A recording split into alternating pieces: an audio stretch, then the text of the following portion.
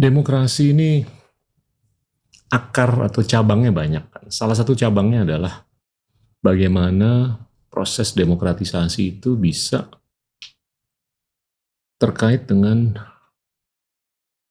gimana kita atau seorang pemimpin itu bisa mendemokratisasikan talenta. Dan demokratisasi talenta itu berkorelasi dengan pengseleksian talenta lebih berdasarkan meritokrasi, bukan berdasarkan loyalitas ataupun patronase. Nah, ada hal yang menurut saya sangat paradoksal. Kita menyaksikan di Tiongkok semenjak Deng Xiaoping memprakarsai reformasi semenjak tahun 78. Sebagai autokrasi, mereka justru luar biasa mendemokratisasikan talenta. Ibarat kata Deng tuh sangat bulet. Gue gak peduli. Lo mau pacarnya anak gue atau musuh gue, tapi kalau IQ lo 150, lo patut untuk dipertimbangkan untuk mengisi posisi yang mulia. Apakah itu di policy, politik, ataupun entrepreneurship, atau dimanapun lah. Nah, itu konsisten. Jadi ini sangat paradoksal. Eksistensi Tiongkok sebagai autokrasi, tapi mereka sangat robust mendemokratisasikan talenta. Jadinya penseleksian talenta itu jauh lebih berdasarkan meritokrasi dibandingkan loyalitas ataupun patronase. Sedangkan banyak negara-negara yang sudah melakukan pesta demokrasi. Demokrasi terbesar nomor 1, nomor 2, nomor 3, nomor 4, nomor 5. Itu ada observasi yang kental. Bahwasanya pengseleksian talenta itu lebih berdasarkan loyalitas dan atau patronase, bukan berdasarkan meritokrasi.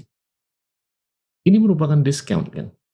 Discount dalam arti kita nggak bisa mencari titik temu yang optimal antara talenta dengan kekuasaan. Sehingga economic development kita sulit. Cultural development kita sulit. Social development kita sulit. Jadi gimana kita bisa bertransisi dari kebudayaan menjadi peradaban yang keren banget dalam konteks demokratisasi yang sudah kita lalui selama 25 tahun. Gimana ya?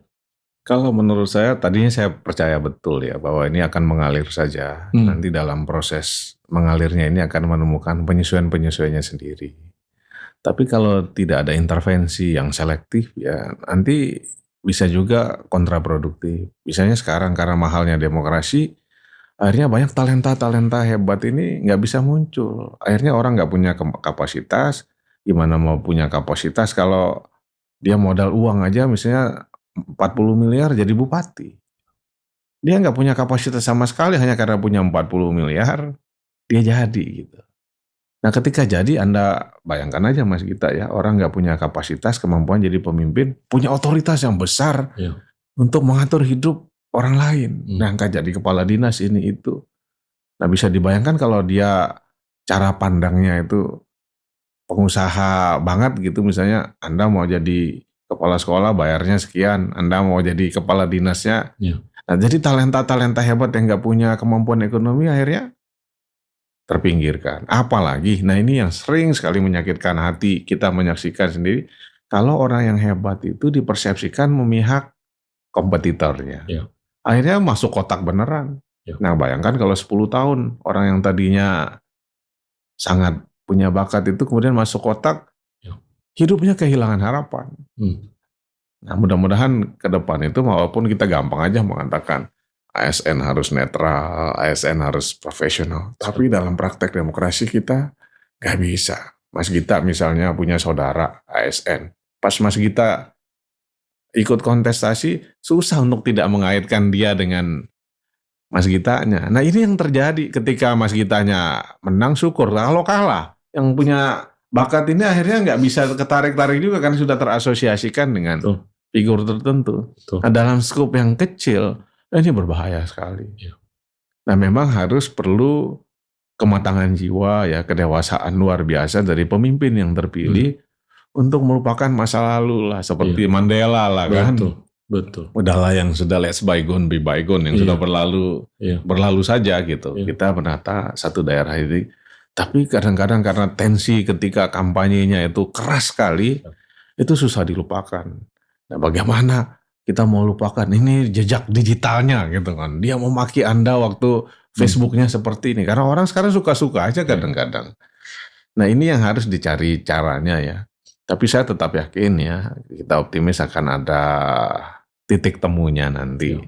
Mudah-mudahan dengan sering kita tidak henti-hentinya mensosialisasikan tentang demokrasi yang sehat ya. Dan harus sering juga kita meritokrasi ini jadi syarat kita untuk terbang ke stage yang lebih maju gitu.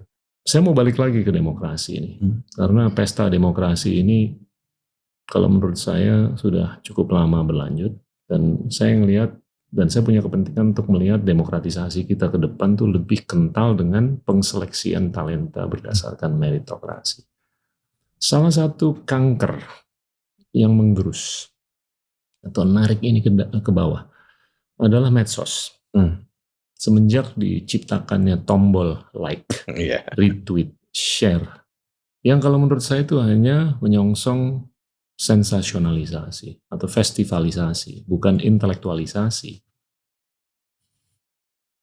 Ini karakteristik dari bagaimana kita salah parkir untuk menyamakan demokrasi dengan amplifikasi algoritma. Iya kan? Nah ini saya punya kepentingan untuk anak-anak muda ke depan, ini jangan terjebak dalam persamaan tersebut. Bahwasanya demokrasi ini bisa disamakan dengan amplifikasi algoritma. Kalau itu terus-menerus berkelanjutan, kita bisa salah kaprah untuk melanjutkan proses demokratisasi ke depan. Terus satu fenomena yang menarik terkait dengan medsos, ini bagaimana anak-anak muda itu menggunakan HP selama 10 jam sehari. Saya nggak habis pikir. Dan kebanyakan yang dilihat juga TikTok atau Instagram. Konten-konten yang kental dengan sensasionalisasi ataupun festivalisasi dan terjebak dalam proses komunikasi hanya satu sama lain. 8 miliar manusia di planet ini, mereka berkomunikasi satu sama lain. Oke, tapi agak eksesif. Mereka kurang berkomunikasi dengan predecessor kita, sejumlah 107 miliar yang sudah meninggal dunia. Ini yang namanya sejarah. Kalau menurut saya, belajar dari sejarah itu jauh lebih bijaksana. Karena kita bisa belajar dari kesalahan dan kelebihan pendahulu kita. Nah, ini agak kurang. Sehingga kita menderita dari dua fenomena. Satu, amnesia historis. Dua, pengurangan imunitas kognitif. Kita nggak bisa membedakan antara fakta dan opini. Ini era pasca kebenaran kan. Yang sangat lekat dengan anak-anak muda ke depan. Dan demokrasi atau demokratisasi ini lekat dengan anak-anak muda ke depan. Yang mungkin beberapa tahun yang lalu masih nonton Cartoon Network. Tapi sekarang mereka udah bisa nyoblos. Ya kan? Ya kita udah pase lah, udah pasca 50 kan, sebentar lagi 60 lagi. Ini gimana nih?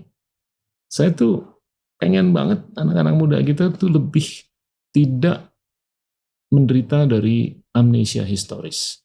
Saya menginginkan anak-anak muda kita tuh lebih bisa meningkatkan imunitas kognitif. Sehingga dia bisa membedakan antara fakta dengan opini. Nah ini udah sangat mempolarisasi percakapan dan polaritas percakapan. Ini kanker. Untuk kita bisa mengsentralisasikan percakapan yang sangat dibutuhkan untuk peace and stability ke depan. Makanya butuh pahlawan baru yang berani melakoni peran baru dengan jalan yang less travel.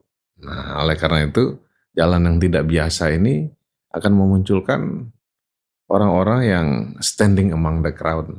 Kalau saya sih tetap percaya ya Mas ya, bahwa dengan pendidikan yang baik, dengan interaksi seperti Endgame mengedukasi masyarakat, terutama milenial kita itu, akan ada hasilnya. Jadi jangan putus asa terus, kita coba menggulirkan perubahan-perubahan ini karena nanti akan hadirlah yang kita inginkan seperti yang kita dambakan. Indonesia ini sekarang middle power dan sesuatu yang patut kita syukuri, patut kita sambut. Ini adalah semacam graduation moment. Kita tadinya begini, sekarang jadi middle power. Saya agak sedikit hati-hati dalam menyikapi hal ini. Yang pertama adalah karena ini memberikan kesan seolah-olah dunia ini ada kelas, stratified power. Ada yang big powers, major powers, great powers, ada yang middle powers, ada yang small powers. Sementara kita semua semenjak apalagi negara-negara yang baru mencapai kemerdekaannya pasca kolonialisme, kita berjuang mati-matian dalam forum diplomasi untuk menggarisbawahi konsep sovereign equality of states. Semua negara besar maupun kecil sama, setara, sama daulatnya, sama hak dan kewajibannya. Nah, kalau kita tidak hati-hati dalam kita merayakan kita menjadi anggota, menjadi bagian dari so-called middle powers, kita seolah-olah juga mengkodifikasi, membenarkan adanya stratifikasi seperti ini. Jadi is a misplaced celebration. Dan juga seandainya itu pun betul, apakah benar kita membatasi ambisi dan kemampuan kita, ujung-ujungnya hanya menjadi middle power. Karena Indonesia berdasarkan kemampuan potensi yang kita miliki, apakah kita akan mau terus-menerus membatasi diri kita, ambisi kita hanya sebagai middle? Kalau kita menurut hemat kami itu sangat membatasi diri kita, kemampuan kita. Dan yang lain-lainnya antara lain Pak Gita adalah currency of power. Power di sini maksudnya adalah kemampuan sebuah negara mempengaruhi outcome. Itu semakin varied, semakin bervariasi. Tidak lagi semata misalnya kekuatan militer atau kekuatan ekonominya. Menurut kami tergantung dari isunya. Beberapa masalah, misalnya lingkungan hidup, pandemi, atau masalah apapun, global common issue, akan ada konstelasi yang berbeda untuk masing-masing tatanan itu. Jadi kalau kita nggak ada semacam satu liga yang menggambarkan ranking, tapi ranking itu tergantung dari isunya. Jadi saya kira in the old days Pak kita suka menggambarkan hubungan international politics itu sebagai permainan catur, the game that nations play. Ada satu papan catur, kita bermain berdua main catur. Sekarang ini caturnya there are multiple boards yang dimainkan pada saat yang bersamaan. Di beberapa permainan kita sedang menang, yang di sana sedang lagi terinikan.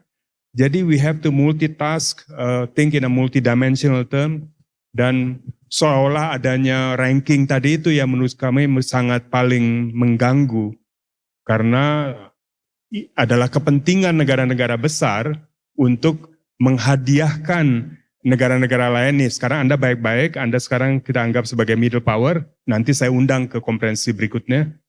I don't think it's for them to give us that type of memberikan kita semacam status demikian. Kalau kita lihat eksistensi Indonesia sebagai demokrasi terbesar nomor 3, populasi terbesar nomor 4 di dunia, ekonomi terbesar nomor 15-16, secara nominal, secara PPP adjusted basis nomor 8, kayaknya dalam batas logika patut untuk Indonesia itu menjadi interlokutor antara kekuatan-kekuatan besar. Apakah itu Tiongkok dengan Barat ataupun Islam dengan Barat. Apalagi dengan eksistensi kita sebagai negara Muslim terbesar, majority terbesar di dunia,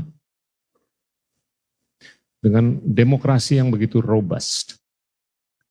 Tapi saya belum melihat Indonesia berperan untuk menjadi interlokutor. Ini observasi pertama. Yang kedua, akhir-akhir ini kita melihat Jay Shankar, Menteri Luar Negeri yang Mas Marty kenal dekat sekali. Kelihatannya beliau tuh cukup piawai memproyeksikan India dalam pentas internasional. Bahkan to some extent bisa juga menjadi interlokutor. Beliau memainkan peran geopolitik dengan cara yang cukup berkenan dengan Tiongkok, Ukraina, Rusia, Eropa, Amerika Serikat, Asia Tenggara. Yang ketiga, menurut saya, presiden terpilih itu insting internasionalismenya cukup tinggi. Nah, kriteria apa menurut Mas Marty untuk Indonesia lebih bisa memproyeksikan internasionalismenya dalam konteks geopolitik ke depan? Terima kasih Pak Gita, meskipun Pak Gita menyampaikannya sebagai dalam bentuk pertanyaan, sebenarnya syarat dalam apa yang Pak Gita sampaikan juga pandangan-pandangan yang sangat penting dan saya sangat hargai penilaian tentang di mana Indonesia saat ini dalam memainkan peranan sebagai interlokutor, peranan dari India, negara seperti India misalnya. Yang pasti betul Indonesia ada beberapa capacity, potensi, apakah ekonomi, apakah demokrasinya, apakah kekuatan diplomasinya yang kita bisa bersandar pada sebagai potential for our diplomatic capacity, pengaruh politik luar negeri kita. Namun tentunya kesemuanya itu masih harus ditranslate, masih harus ditransform ke dalam currency yang memang bisa merubah keadaan, ke situasi. Tadi India diberikan contoh oleh Pak Gita. Saya juga bisa menambah ke daftar adalah Vietnam. Kita lihat Vietnam sesama negara ASEAN dalam waktu 1 tahun terakhir ini menerima kunjungan dari Presiden Amerika Serikat, kemudian dari Tiongkok, pimpinan Tiongkok, dan juga dari Rusia ke Rusia kalau saya tidak salah, atau sebaliknya. Pokoknya those three major countries. Negara yang mampu memainkan atau memerankan dirinya dalam situasi yang sangat kompleks ini dan membawa pengaruh yang lebih besar. Interlokutor istilah Pak Gita. Itu memang sesuatu yang perlu kita coba tumbuh kembangkan kembali. Saya di masa lalu menggunakan istilah dynamic equilibrium. Adalah bagaimana di tengah situasi dunia yang serba seismic shift, adanya pergeseran yang sifatnya sangat mendasar, where do we place ourselves? Apakah kita semata menempatkan diri kita dari salah satu kubu, junior partner dari salah satu negara besar ini, atau kita semata memelas dan memohon jangan diganggu, kita netral, we neutralize ourselves, jadi kita jangan diganggu dah, kita maunya di tengah aja. We don't want to offend. Ya menurut saya juga tidak betul. Atau kita proaktif. Proaktif mencoba meraih, merebut peranan.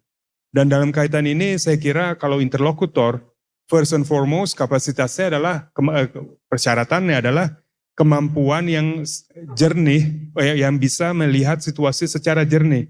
Apa dinamika yang sedang terjadi saat ini? Dan peranan apa yang bisa kita berikan.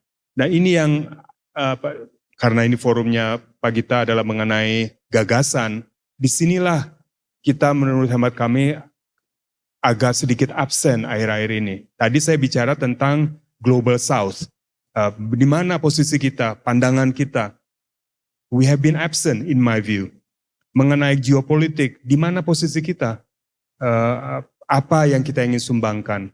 Menurut hemat kami salah satu yang bisa kita tawarkan adalah konsep tadi realist, idealist.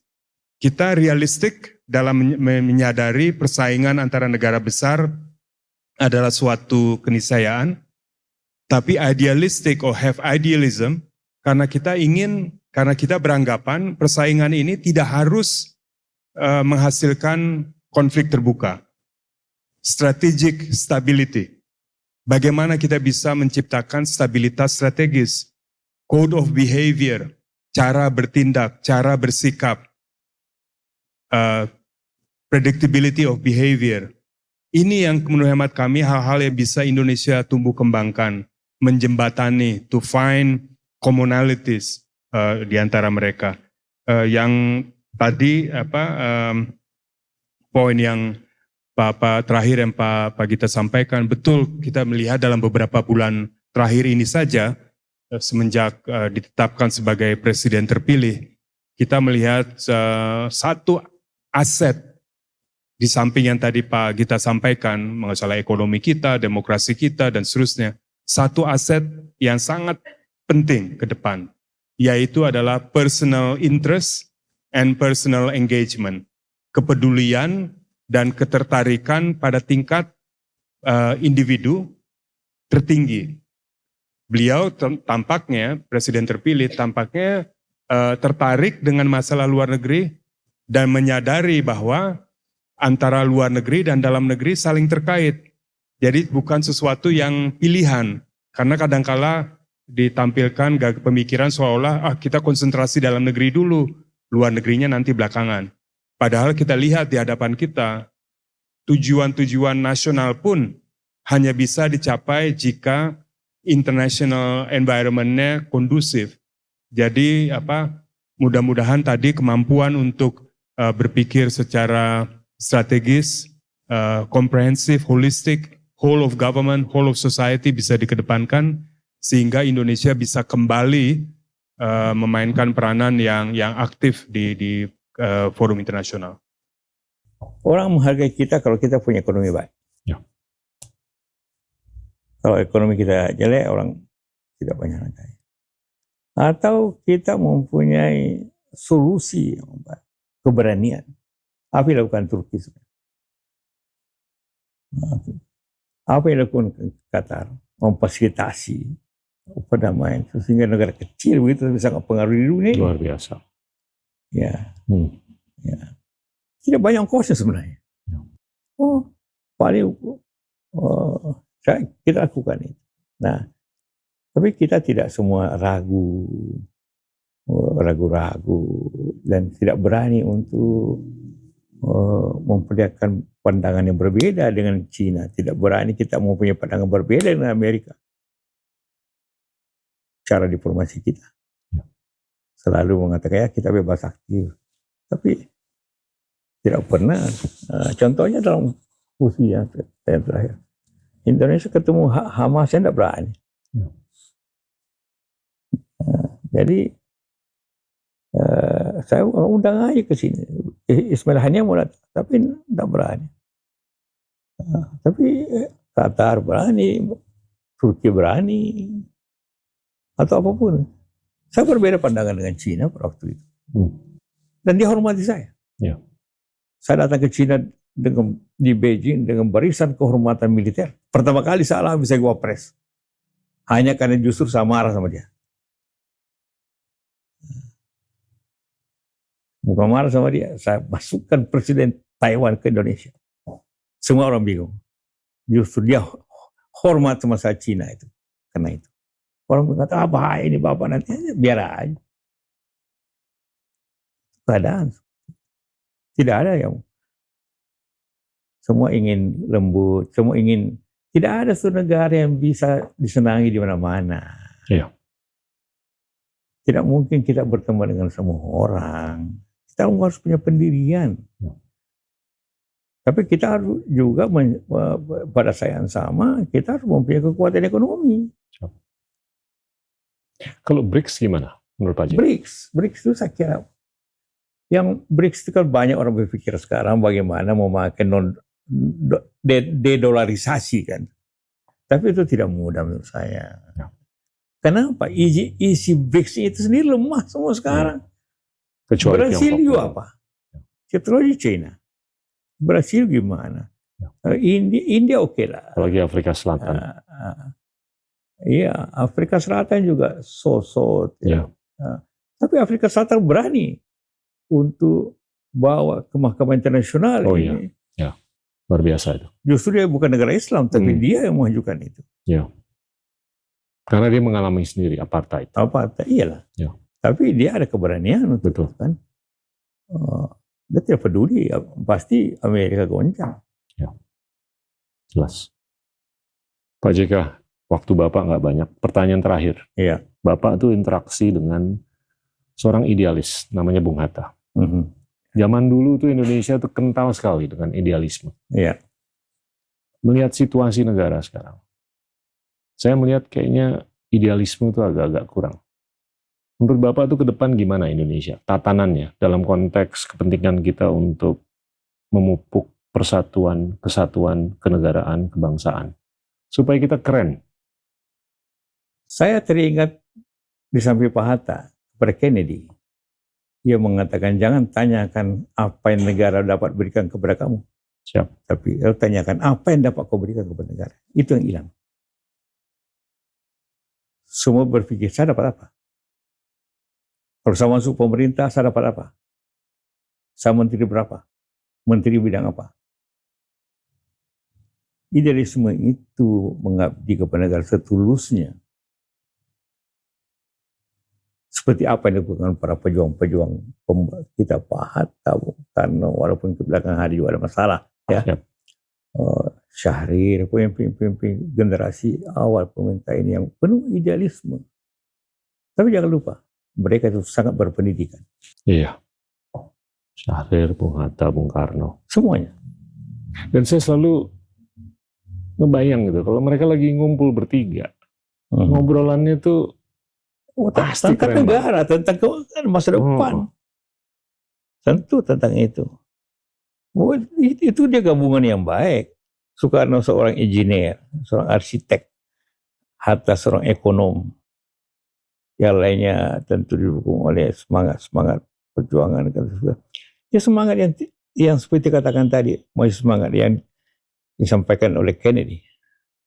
Ask not what the country can do for you. Ask what you can do for your country. Ya. Walaupun dia Kennedy, tapi ini berlaku universal, itu pertanyaan sikap itu kan. Masih ada harapan? Tentunya tergantung kepemimpinan. Siap. Tapi kalau pemimpinnya juga menggaruk negeri ini, yang lain ikut. Sekarang ini tergantung di atas nih. Bagaimana bisa disiplin negara ini kalau pemimpinnya tidak disiplin? Itu kan masalah. Bagaimana ada penegak hukum kalau penegak hukum tidak dipakai untuk kepentingan politik? Ini kan sulit sekali ini. Jadi kita harap Pak Prabowo ini mengambil sikap Amin. Seperti idealisme seperti itu. Toh untuk dirinya sudah selesai kan, mestinya. Tinggal negara dan rakyat. Iya. Tidak ada lagi yang dibutuhkan untuk makan minum perumahan, tidak perlu lagi berpikir kan beliau. Mestinya dia akan idealisme yang kuat, dia akan itu. Itu yang kita harapkan sebenarnya. Ada pesan akhir, Pak JK? Ya, semoga kita semua dapat mencapai cita-cita apa yang kita inginkan, negara yang maju, negara yang berpendidikan, yang dapat punya daya saing, yang dapat memajukan negeri. Bapak sedikit menyentuh filsafat atau filosofi dan kepemimpinan. Dalam sejarah dan selama ini kita menyaksikan banyak sekali inventor, pemikir, pemimpin itu sangat memperjuangkan hal-hal yang terkait dengan identitas, kebebasan, dan demokrasi. Bagaimana Pak SBY bisa mendefinisikan dan menjaga kebebasan dan demokrasi dalam konteks Indonesia? Ya, ini isu penting ya. Mungkin tidak semua peduli, tapi saya peduli. I do concern dengan urusan freedom dan juga demokrasi. Begini, freedom itu bawaan manusia. Karena yang paling tinggi dalam hidup ini, kita bisa memilih, alhamdulillah kita bisa memilih, we can choose apapun yang kita inginkan. Demokrasi itu apa? Itu kan sebetulnya rakyatlah yang berdaulat. Rakyat memilih pemimpinnya dalam election untuk menjalankan amanah mereka, memenuhi harapan-harapan mereka, yang negaranya adil, kesejahteraannya meningkat, konstitusi dihormati, sistem juga ditepati, dan sebagainya. Kalau hidup di negeri ini, suara rakyat itu didengar dan diwujudkan harapannya, democracy is alive. Oleh karena itu, kalau ditanya bagaimana kita menyikapi dan bagaimana kita meletakkan urusan freedom dan demokrasi ini. Begini, saya kira semua sudah mendengar kata-kata Lord Acton, power tends to corrupt, Absolute power tends to corrupt absolutely. Jadi power must not go unchecked. Harus dikontrol oleh power yang lain. Dulu saya presiden dikontrol habis. Semua mengontrol DPR, DPD, MPR, lembaga-lembaga negara, civil society, NGO, termasuk masyarakat luas. Sehingga sepertinya siang malam dikontrol, dikritik dan sebagainya. It is good. Karena saya tidak tergoda untuk menyalahgunakan kekuasaan. Artinya there is control. Itu penting. Tetapi kebebasan yang kelewat batas, yang cross the line juga tidak bagus. Liberty to can corrupt. Absolute liberty can corrupt absolutely. Nah, caranya bukan dengan represi, bukan dengan diciduk, bukan begitu, tapi diingatkan masyarakat, gunakan your freedom based on our rule of law. Ada batasnya dan itu tidak ada masalah. Artinya bisa disampaikan kepada masyarakat dengan baik-baik. Jadi kembali kepada democracy and freedom itu menurut saya ini menjadi kewajiban utama pemerintah. Sahabat saya Barack Obama mengatakan, in order democracy to prevail, itu we have to fight for. Harus dijaga. Indonesia harus dijaga oleh bangsa ini, oleh kita semua. Baru demokrasi kita hidup. Nah, oleh karena itu, menurut saya, ke depan, jaga bersama-sama. Saya punya keyakinan, kalau semua patuh pada nilai-nilai demokrasi, pada konstitusi, negara kita akan terus berada on the right track untuk membangun dirinya menuju masa depan. Yang berikutnya lagi, dulu masih ingat, terutama yang lebih senior, kita disuruh memilih, kalau ekonominya mau maju, kesejahteraan mau maju, nomor 2 kan demokrasi. Seolah-olah kita, we have to choose democracy or economic development. Dulu juga begitu, kalau mau milih freedom, ya pasti nggak aman. Pilih security atau pilih freedom, begitu. Itu saya anggap mitos. Mitos itu membelenggu kita lama sekali. And I can prove it. Ketika saya mengemban amanah rakyat Indonesia, demokrasi dulu juga terjaga, ekonomi tumbuh dengan baik. Artinya mitos itu jangan dijadikan dalih untuk tidak menghormati demokrasi. Demikian juga bisa kok kita menjaga keamanan, pulih dari horizontal konflik di mana-mana, Aceh selesai, Papua harus dikontrol dengan baik sekarang ini sambil menegakkan keadilan dan kesejahteraan bagi saudara-saudara kita di Papua. Tapi poin saya adalah kita bisa capai dua-duanya. Kita sudah mematahkan mitos itu. Jadi ke depan semuanya penting. Demokrasi yes, ekonomi yes, kebebasan yes, keamanan juga yes. Dan pemimpin harus bisa. Kalau tidak bisa berarti belum siap menjadi pemimpin negara. Begitu menurut saya. Bapak, udah hampir 10 tahun berlalu semenjak Bapak memimpin pemerintahan. Ini agak sedikit philosophical, tapi menurut Bapak itu arti dari leadership atau arti dari kepemimpinan, itu apa sih? Dan aplikasinya apa? Iya, leadership ini sebetulnya definisi yang paling sederhana adalah bagaimana mencapai sasaran-sasaran yang dilaksanakan bersama semua yang dipimpin. Pada tingkat negara barangkali pemimpin dengan visinya mengajak rakyat bersama-sama untuk mencapai tujuan nasional. Indonesia 10 tahun ke depan seperti apa? Indonesia 2045 seperti apa? Itulah sebetulnya the work of the leader. Pada tingkatannya lebih rendah sama. Tingkat kabupaten kota sama. Tingkat provinsi di atasnya sedikit juga sama. Leadership. Jadi how to influence the people positively untuk mencapai tujuan. Nah, pada tingkat negara memang yang pertama pastikan iklim yang baik, kehidupan bernegara, berbangsa dengan tatanan yang ada, dengan sistem yang ada itu dijaga. Tugas pemimpin. Setelah situasinya kondusif untuk membangun bangsa, melanjutkan nation building dan national development, maka pemimpin dengan visinya, dengan strateginya itu bersama-sama untuk mewujudkan itu. Itu. Dan kemudian ini yang paling saya sukai, pemimpin itu jangan terlalu banyak mendelegasikan. Meskipun tidak boleh micromanaging. Ini harus pas betul. Sebab kalau tidak bertanggung jawab secara langsung, tidak menjadi nakoda yang betul, ya, maka perjalanan bangsa bisa keluar dari tracknya, bisa keliru, bisa tidak produktif, bisa tidak efektif. Oleh karena itu, ya pemimpin segalanya memang.